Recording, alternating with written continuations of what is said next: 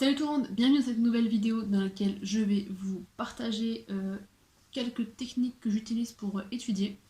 Donc première chose à savoir, c'est que en ce qui me concerne, j'ai mis pas mal de temps à trouver j'ai mis vraiment même beaucoup de temps à trouver une organisation qui me convient pour travailler. Et comme je suis assez contente et assez satisfaite de mon organisation, j'ai décidé de vous la partager. Je pense que ces techniques sont valables pour tous les niveaux de scolarité. Enfin, collège et lycée, je pense que vous pouvez étudier et utiliser ces techniques. Libre à vous d'en tenir compte ou pas. Donc on va tout de suite commencer avec l'organisation que j'ai chez moi en temps normal, le soir en rentrant des cours.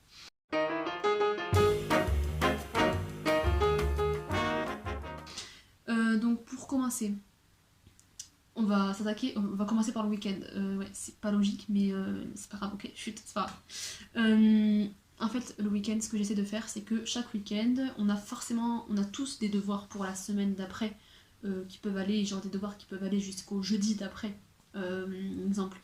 Et moi, ce que je fais, c'est que quand ça arrive, eh bien, je m'avance.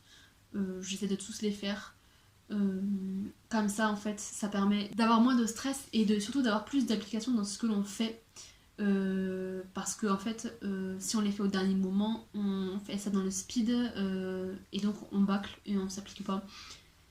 Et voilà, puis en plus, parce que bien souvent, les profs nous rajoutent des devoirs, au moins on aura déjà fait ceux qui étaient à faire depuis un moment. Deuxième conseil pour deuxième technique que j'utilise pour mon organisation chez moi, durant la semaine du coup, maintenant qu'on a parlé du week-end et qu'on parle de la semaine, je vais relire en rentrant chez moi, tous les soirs je vais relire les cours du jour. Une fois, les cours du jour, et je vous jure que c'est vraiment une très très bonne technique, je pense que vous en avez déjà entendu parler. Vraiment ça aide à mémoriser et tout, c'est franchement bien comme technique, ça prend vraiment pas beaucoup de temps.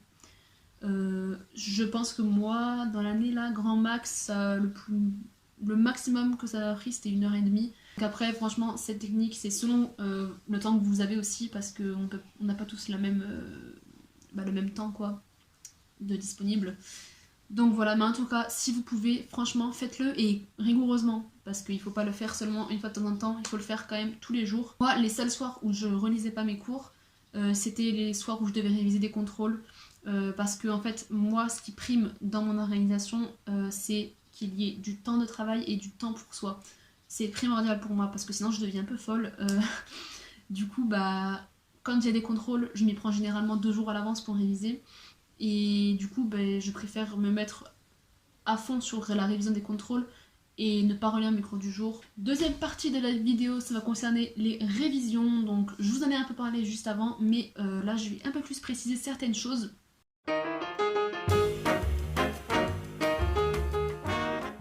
Déjà, clairement, c'est pas la meilleure technique du tout, mais je vous la partage quand même, c'est le but de cette vidéo. Moi, ma technique pour réviser, vu que j'ai jamais réussi à trouver mon type de mémoire, vous savez, il y a mémoire auditive, visuelle, je me contente de relire 3 fois mes cours pour réviser.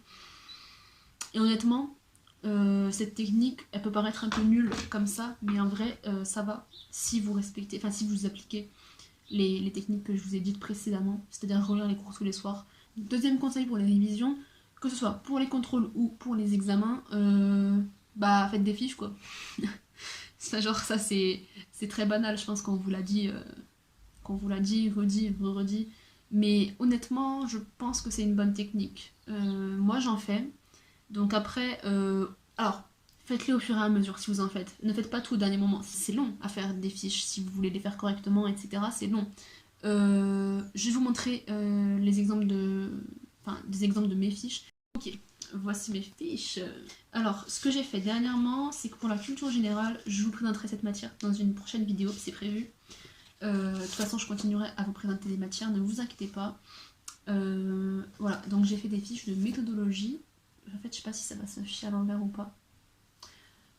Bref. Voilà. Là, j'ai trouvé des méthodologies sur internet, du coup, je les ai recopiées, tout simplement. Mais elles sont très bien. Voilà, donc, bon, là, elles font recto verso, c'est tout. 1 et 2, parce qu'il y a 2 épreuves différentes. Je vous en parlerai dans la prochaine vidéo. Yes. Pour les langues, je fais des fiches de vocabulaire seulement. Je me contente de ça. Donc là, c'est espagnol. Voilà, je fais comme ça. Tac. Donc ça, c'est un cours de tourisme et territoire. Et là, il y en a au moins 5 comme ça. Et en gros, vous voyez, c'est pas du tout synthétisé, on peut se le dire. C'est clairement du recopiage. Les fiches, c'est toujours utile en fait, même si vous les faites pas bien. Enfin, genre, je peux pas, c'est pas, non, c'est pas vrai. Moi, je les fais bien. Hein. Enfin, c'est juste que ma technique, voilà, je sais pas synthétiser. Et pour moi, tout est important, donc je préfère tout recopier et tant pis. Mais après, si vous savez synthétiser et sélectionner l'essentiel, ben voilà, faites comme vous voulez. Hein. Ces techniques sont entre guillemets liées, dans le sens où en fait, toutes ces techniques mises bout à bout, elles vont m'aider à mémoriser correctement. Et je pense que je mémoriserais moins bien si je faisais que les fiches seulement, ou voilà, vous voyez ce que je veux dire. Donc, pour les examens, donc tout ce qui est bac, brevet, nani nana, si vous avez relu vos cours tous les jours, ben, honnêtement, une grosse partie du travail de mémorisation est déjà faite. Et vous avez juste à revoir quoi. Deuxième conseil, c'est de réviser avec vos fiches. Je dis ça comme si c'était... Oui, bah jusque là, oui, tout va bien. Enfin... Et aussi, réviser avec des fiches toutes prêtes. Genre objectif bac et tout. Attendez, je vais vous montrer ces trucs-là. Voilà, j'ai utilisé ça en première pour le bac de français et de sciences. J'étais en première L, enfin j'étais en littéraire quoi. Et pour la terminale aussi. Franchement, bon, je pense que vous savez à peu près comment ça se présente. Mais c'est vraiment, en fait, voilà. Là, donc, c'est une leçon d'histoire, vous voyez. Et en fait, la page d'après, voilà, recto verso seulement. Une leçon recto verso. Alors qu'une leçon de base en cours, ça prend genre des dizaines de pages. Et après, le prépa-bac en français, c'était pas pareil. C'était un peu plus long, mais c'est le même principe, quoi. Après, évidemment, conseil aussi totalement banal que tout le monde vous dit, c'est de ne pas réviser au dernier moment.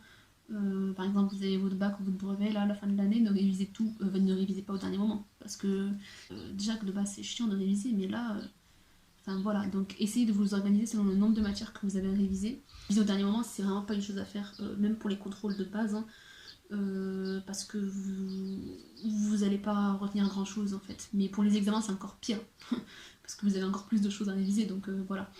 Troisième partie de cette vidéo qui est en rapport avec la situation actuelle du monde entier, le confinement. Yes.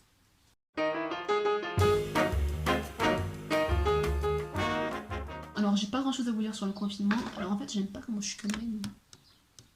Voilà. J'ai pas grand chose à vous dire par rapport au confinement. C'est juste des petites techniques que j'ai mises, mises au point.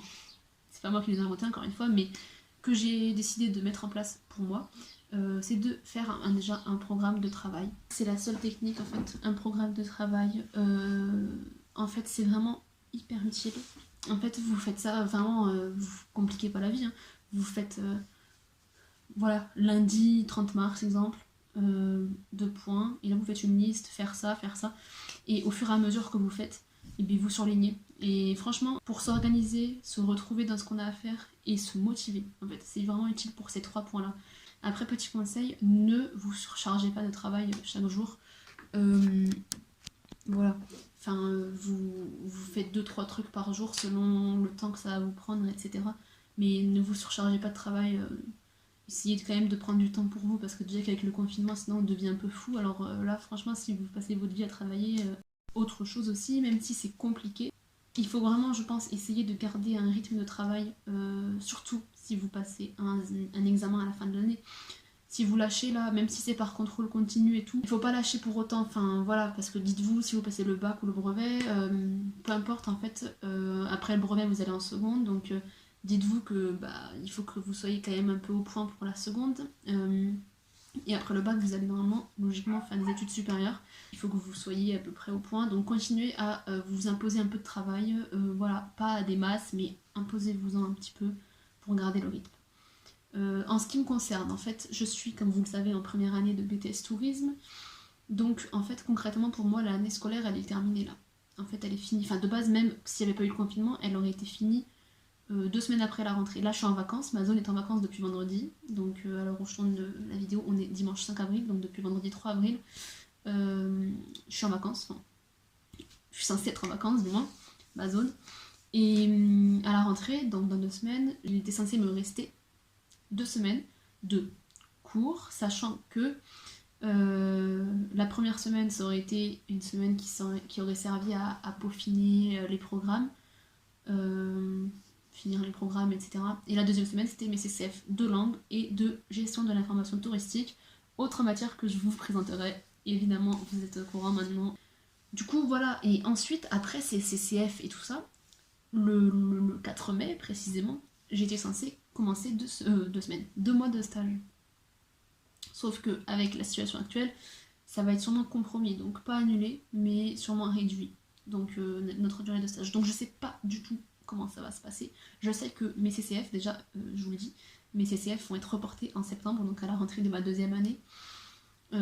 Parce que c'est pas possible de les faire cette année, simplement. Parce qu'il faut quand même qu'on ait même si notre stage est réduit, il faut quand même qu'on le fasse parce que de base, il faut qu'on fasse 14 semaines ou 16 semaines, je crois.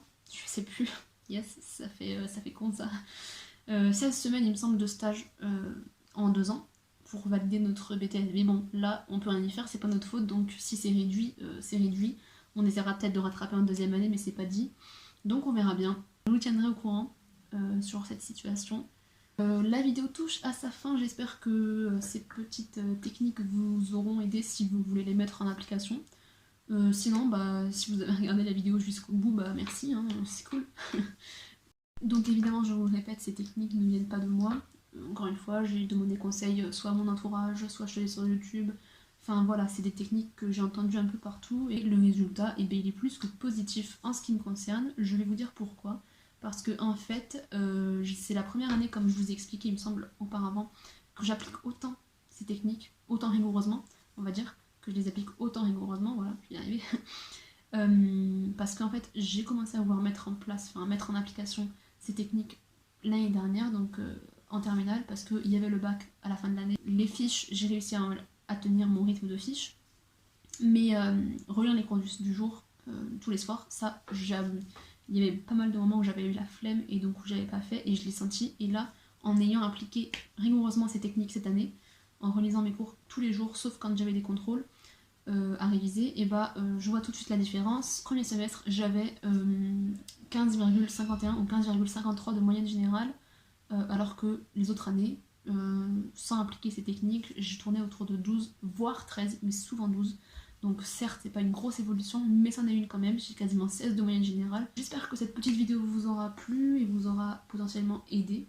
Merci de l'avoir regardé jusqu'au bout si c'est le cas. N'hésitez pas à aimer la vidéo si ça vous dit, à la partager, à vous abonner, puis surtout commenter. Une prochaine vidéo, soit je parle des stages, soit je présente une nouvelle matière du BTS, tourisme. Je verrai, vous verrez bien.